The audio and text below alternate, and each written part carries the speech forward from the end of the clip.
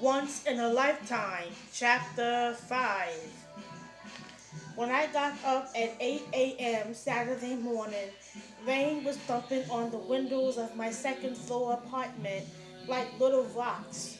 That was one of the reasons I was still in my bathrobe and slippers 2 hours later when somebody knocked on my front door. I assumed it was one of my neighbors in the building because anybody else would have called before coming and I would have had to buzz them in. I looked through the peephole and saw a face I didn't recognize. One thing I never did was open my door to a stranger, male or female, day or night. I read about people who had done that and been pepper sprayed, attacked, robbed, or all three. Who is it? I used the same curt tone I used when I had to deal with pesky telemarketers and overly aggressive salespeople, and never failed to discourage them. I'm looking for Vanessa Hayes, came the meek reply. What is this regarding?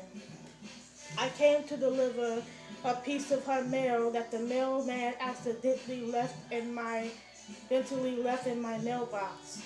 I slowly opened the door. Standing in front of me was a slim woman who appeared to be in her early 40s. She had long, thick black hair and small brown eyes on a honey-colored face. Despite the wary look in her eyes and the dark circles underneath them, she was still pretty. I'm Vanessa Hayes, I said in a much softer tone. I hope I'm not disturbing you, the woman said, looking me up and down. She wore an expensive-looking beige pantsuit underneath a see-through raincoat, and she was holding a large umbrella. No, you didn't. I don't know what your mail was left in my mailbox. I had to go out of town for 3 weeks and just returned last night.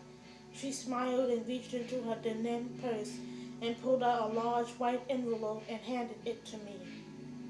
I had put in a request at the post office for them to hold my mail, but they still said something through that doesn't even belong to me. I immediately noticed the official looking return address. This must be my passport.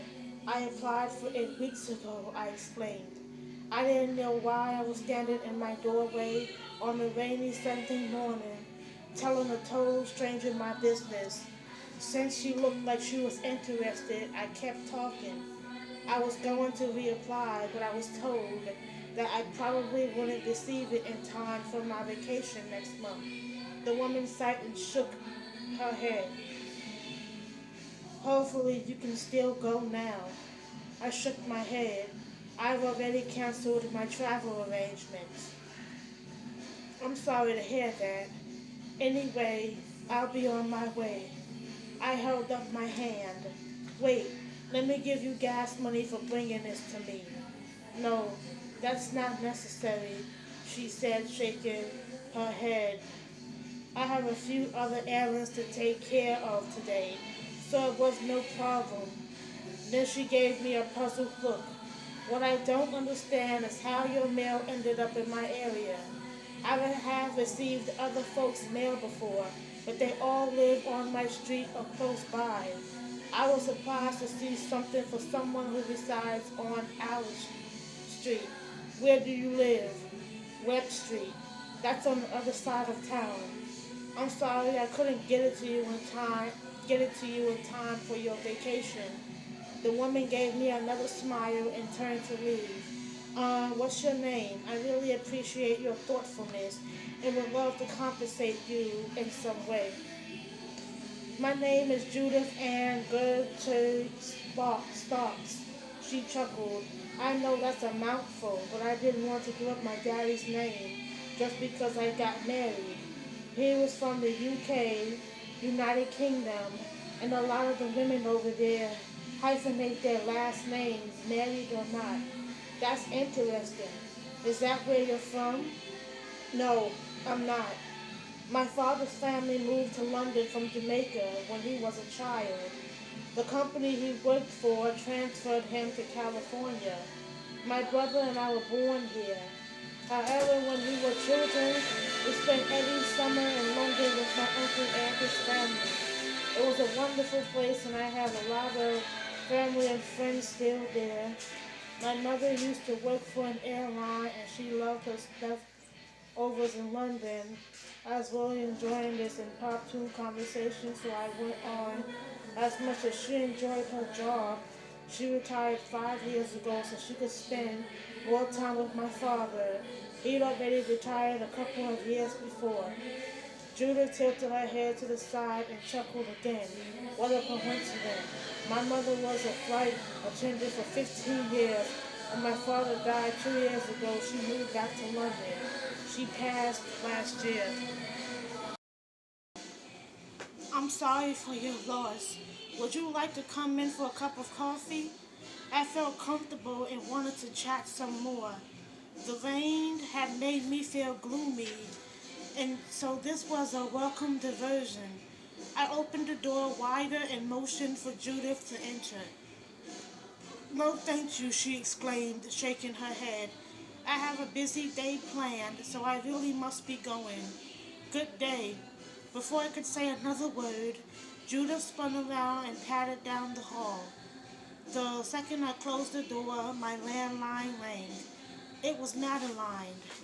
You ignored the message I left on your cell phone last night, she accused. Sorry, I went to visit my folks after I got off work. It was kind of late when I got home. I would give anything in the world to have my folks closer. It's hard to believe they moved to Florida 3 years ago, Madeline said with a heavy sigh. But her tone perked up so quickly it startled me. Kirk is taking the kids to Berkeley to spend some time with his folks, so I'm at loose ends. Let's go shopping.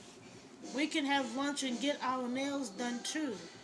I don't want to go out in this nasty weather.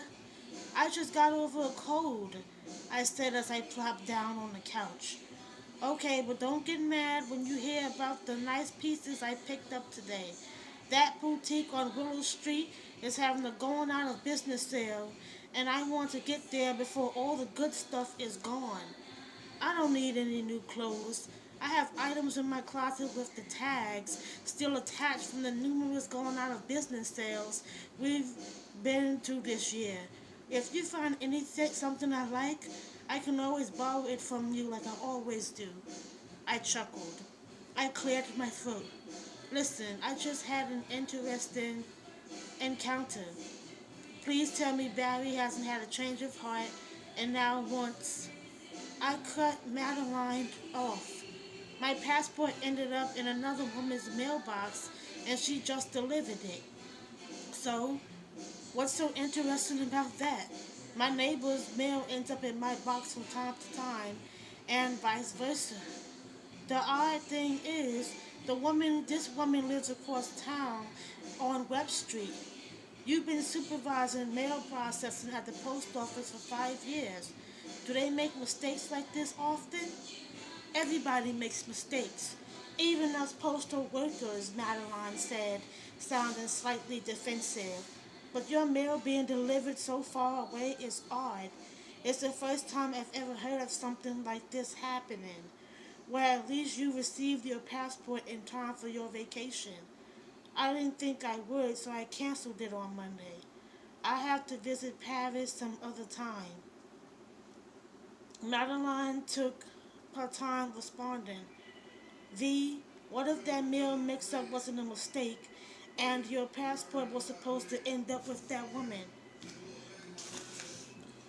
That's ridiculous. Why would that be? Well, they say everything happens for a reason. You sound like Mama.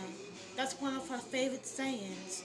Because maybe you had to cancel because something more important is going to happen in your life that you need to be here for. Well, whatever it is, I can't wait for it to happen. Like, comment, and subscribe on this video. Bye.